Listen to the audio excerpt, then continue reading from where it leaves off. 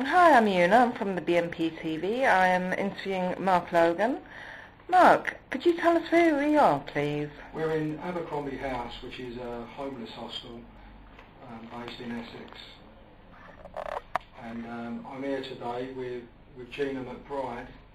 She's actually been in this hostel for a 6-month period. She's got a young child with her. As you can see by the state of this room, this is the kind of place that she's been living in for a 6-month period. It's like serving a prison sentence for this young lady and a young child. I'm saying to you, Mr. Brown, there is 1.6 million people on council housing waiting lists. You have siphoned off £2 billion every year since you've been in power. There is an urgent need for more council housing, and it's quite an easy thing to remedy. Why don't you allow the local councils to keep this £2 billion that you're siphoning off every year? You've actually siphoned off £26 billion since you've been in power. These are the kind of people that's affected, and Gina's going to tell you a heart-wrenching story, what she's gone through living in this homeless person's unit. Would you like to explain to me and to TV what you've experienced and what you've gone through since living here? I got to the point of just before Christmas of actually being suicidal because it got me so down. I haven't had no support, and the council took 8 months to decide that they was going to give me, like, whether they was going to house me or not. Yeah, but they actually should have done, under the 1996 Housing Act, I think it's 56 days you should have been informed, really. So that, yeah, it's 33 days, and you've actually waited a hell of a lot longer. Deplorable, absolutely deplorable. It really is. But carry on, Jenna. I don't know what else to say, really. It's just got me so down. I feel like I failed my child because being homeless for 13 months has really took its toll on me. Just being stuck in a room with no storage, I haven't had support from family or any support from anywhere, really. But do you agree with me that more should be done to provide council dwellings for people in your kind of predicament? Yeah, it's well needed.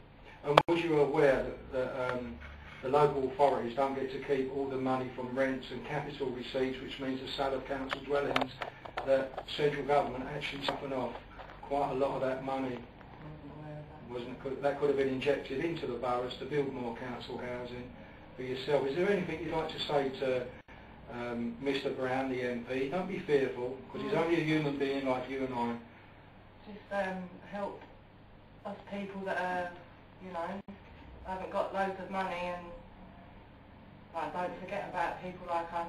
We're not bad people, and I've got a child to look after, and she's important, and don't forget, people that are stuck in places like this. Because it's very hard. What you need to take on board, Mr. Brown, is that you mentioned earlier that you voted Labour, and you are Mr. Brown's employee. You employ people like Mr. Brown and councillors, because without your vote they won't be in these positions of power that they're in, and I think it's about time they started paying you for voting for them. How do you feel the same sentiment? Do you feel the same, that they should start working for you? You're their employee. Yeah, it makes and you you've wonder been what let they down. are doing. I've been very let down by a lot of people. It's a massive problem, housing, in all boroughs at the moment. And I'm a firm believer that a lot of the antisocial behaviour stems from housing issues. There's people like yourself, you people that have left home, they want to start building their own lives, but there's no light at the end of the tunnel. They can't afford to get onto the property ladder, they can't afford to get onto the social housing list. You've just been abandoned. And I hope Mr. Brown does actually listen to what you've said to him today.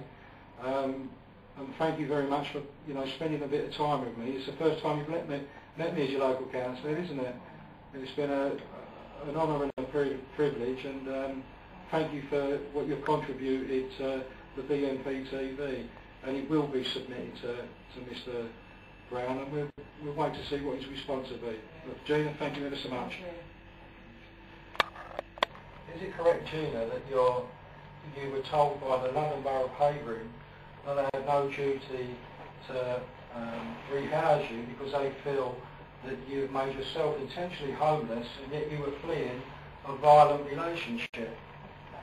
And you've been waiting a 6-month period. 3 months altogether, but 6 months in this hospital. So, and they said they had a duty not to rehouse you. You've got a young daughter who, she's absolutely beautiful, your daughter, 20 months old. Right. So they said that they've got a duty not to rehouse you. You've appealed that decision with a solicitor, and you're now sitting waiting for a decision by the London Borough of Havering.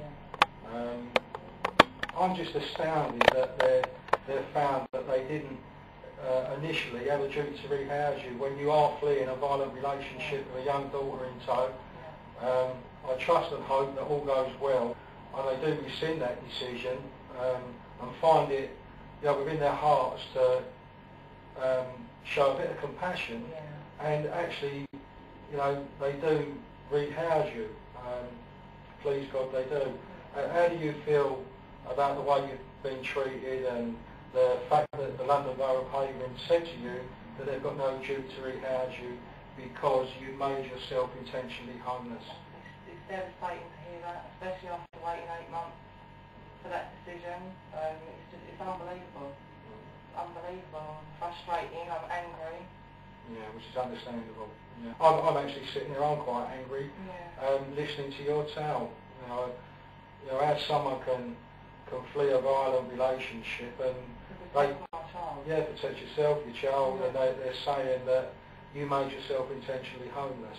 I find the actions of the London Borough of Havering most despicable. And you've done the right thing by appealing, definitely.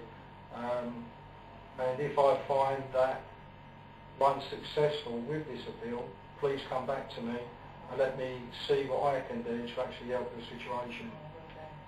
Okay. Well, thanks for being interviewed, Gina. It's been a pleasure. Thank you very much. Right,